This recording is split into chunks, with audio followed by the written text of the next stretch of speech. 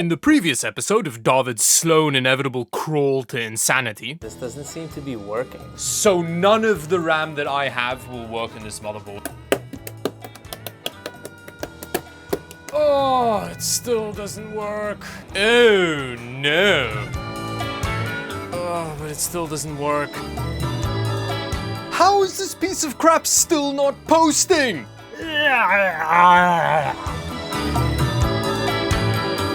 Now, it's been about 2 weeks since I posted that video evidence of my torture by EPYC system. And since then, you have posted hundreds of comments with suggestions on how to get that pain in the ass running. So in today's video, I'm going to implement those suggestions and get that bastard running once and for all. And because this video is very kindly sponsored by EPYC to help me recoup all the money I spent on ECC RAM, we're then going to take that system and build it into a monolithic new EPYC case that's designed to accommodate any load. And then finally we'll test it in the most cursed single channel configuration the world has ever seen. So buckle your panties, cause it's gonna be one hell of a ride.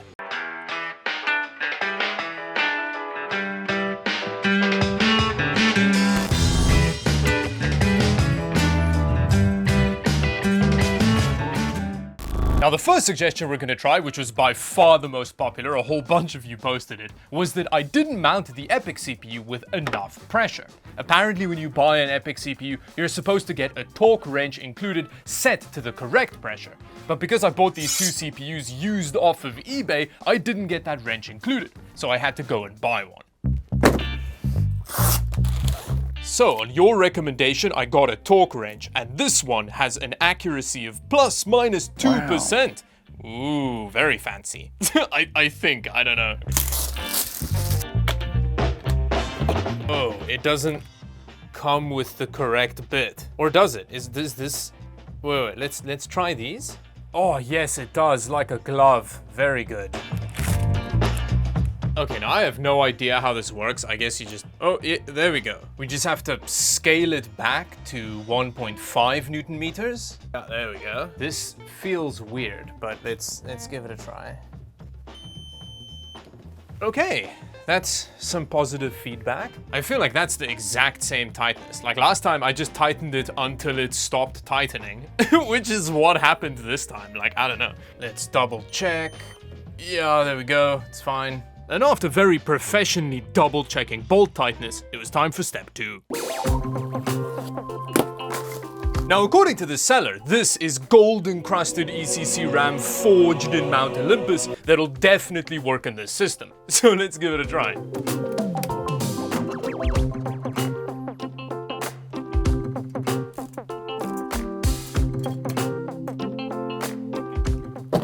And here's me plugging in those beautiful sleeved EPYC power supply cables. Okay, so this like super should post. So let's... Oh! Things are spinning up. That's very promising. That's like similar to where we were last time. And those two LEDs are doing the manual mandated dance. A few moments later. But it's still not posting. So despite the correct mounting pressure and the Zeus RAM, it still wouldn't post. But then, after a whole bunch of fiddling, for no particular reason, I decided to move the graphics card from the full-sized PCIe slot to the top half one. Oh! Oh! A thing, look! A thing happened! Oh, finally got a signal out of the thing. I'm almost certain it's because we're using the awesome EPYC Dark Power Pro 13 power supply. I mean, putting aside the whole Intel boot agent thing, which feels very weird to me, but look at that! It's asking for media and like, video has come out. So the next step is to drop the second CPU in here with its own stick of RAM and see if we get a signal out with that configuration.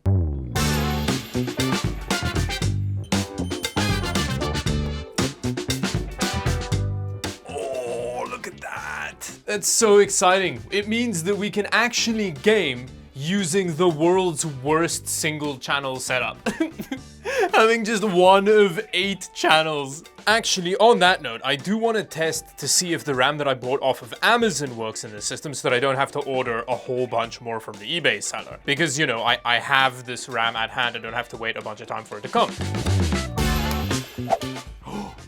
It does work! So what I'm gonna do next is test the final configuration that I'm gonna build into the beautiful, majestic Dark Base Pro 901. But after spending 8 years plugging in the 16 sticks of RAM and dropping in the AMD graphics card I wanted to use with the system, I ran into another problem.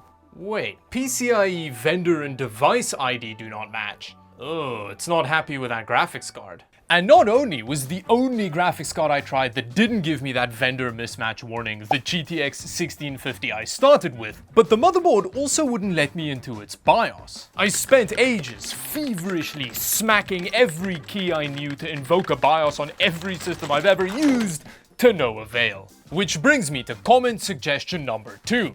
One of the 3 LAN ports on the motherboard supports what's called IPMI, which is BIOS over network as far as I understand it, which unfortunately didn't work because I didn't know what the motherboard's IP address was, and the default one that Supermicro motherboards use didn't work. They changed it to something else, and when I reached out to the vendor on eBay, they didn't seem to know what I was talking about. The next thing I tried was to install Windows on the motherboard so that maybe I could do stuff with the system, even if it's just got a GTX 1650 in it. But that didn't work either because the motherboard just refused to boot off the Windows USB install. I tried various versions of Windows, including Windows Server installs that, according to Supermicro, should work on the motherboard, but despite using both UEFI and legacy installs on the USB stick, I just couldn't get it to boot off it. And because I didn't have access to the BIOS, I couldn't change the boot priorities to make it boot off it. So I was kinda screwed. Again. Now, to cut a very long and annoying story short, do you know how I ended up managing to get into the BIOS on the motherboard? For some reason, on the first setup, this motherboard refuses to go into the BIOS unless you use the Mesozoic period port on the motherboard as a video output. And no one tells you that! Nowhere on the internet does it tell you this motherboard is a and the only way that you can get into the BIOS on first boot only is by using the Mesozoic period port on the motherboard. The craziest part is, I tell the eBay seller that after I figured it out, and they go, oh yeah, by the way, you have to use the Mesozoic period port on the motherboard to get onto it in the first boot. What? Why didn't you tell me that days ago when I first told you I couldn't get into the BIOS? I know that now. I figured that out through massive trial and error and wasting hours of my life with huge frustration. I hate this motherboard so much. But before I rupture an artery in my heart, let's just move on. I've managed to get into the BIOS and all is now well in the world. Potentially. Oh, that's a different screen.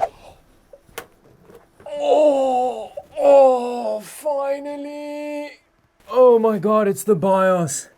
It's so beautiful. I just needed a VGA monitor. And after spending a while configuring the BIOS so that the system behaves normally, cross-referencing all the stuff I didn't understand with the manual, I then installed Windows still using the Mesozoic period port. Okay, we have Windows in the house. There's still a lot of struggling that needs to happen, but Windows is on here. Oh yeah, look at that. 240... Why does it say 15 out of 16 slots used? It turns out one of the sticks of Amazon RAM was dead.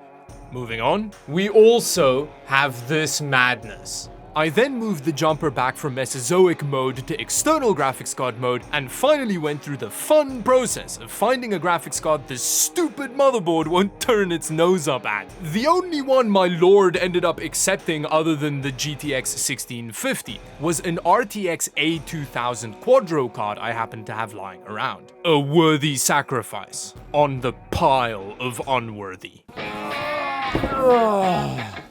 Now the case I'm gonna use is the monolithic hashtag sponsored by Be Quiet Dark Base Pro 901. Be Quiet, the sexy choice. This case is wild. We'll get into some of the features while we're building in it, but it's even got like a hidden bay for DVD drives in the front, something you never see anymore.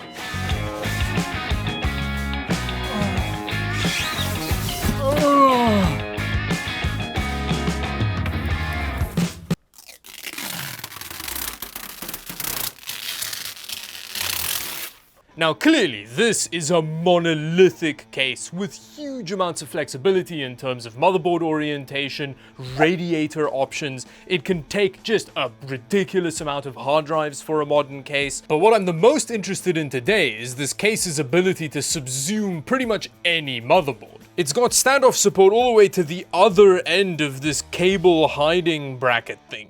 Ooh, those are nice thumb screws holding the side panel on. Ooh. Whoa, that's a heavy panel. So it comes with two pre-installed 140mm Silent Wing 4s in the front and one in the back. So it comes with very high quality fans pre-installed. That's awesome to see on a case like this.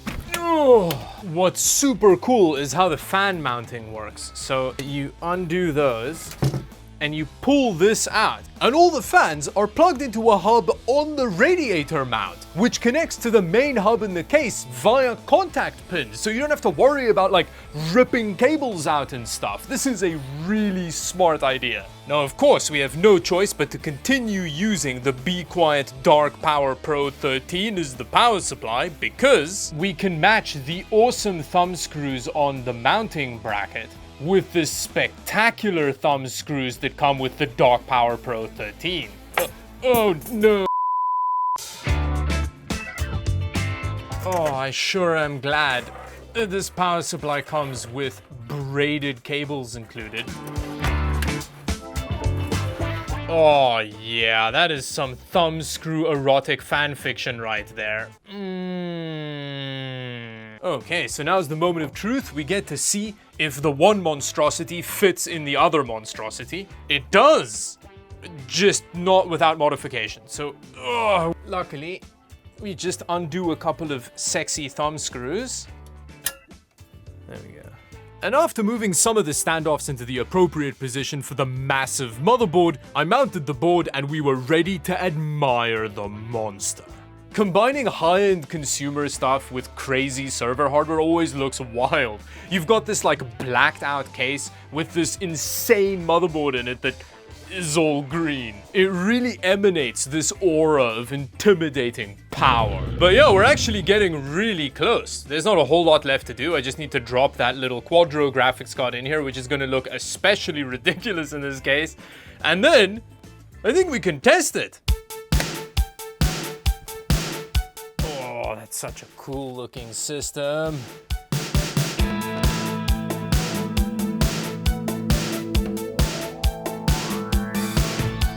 Oh, it's so... Oh, I have nowhere to put it. Oh, it's so heavy.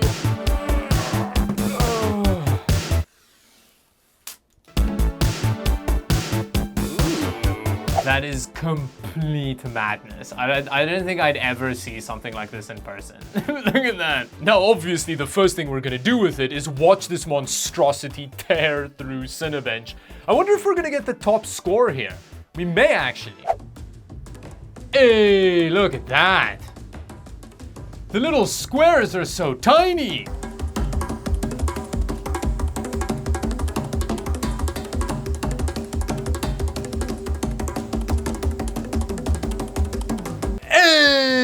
The second highest score, and it's not that far behind either.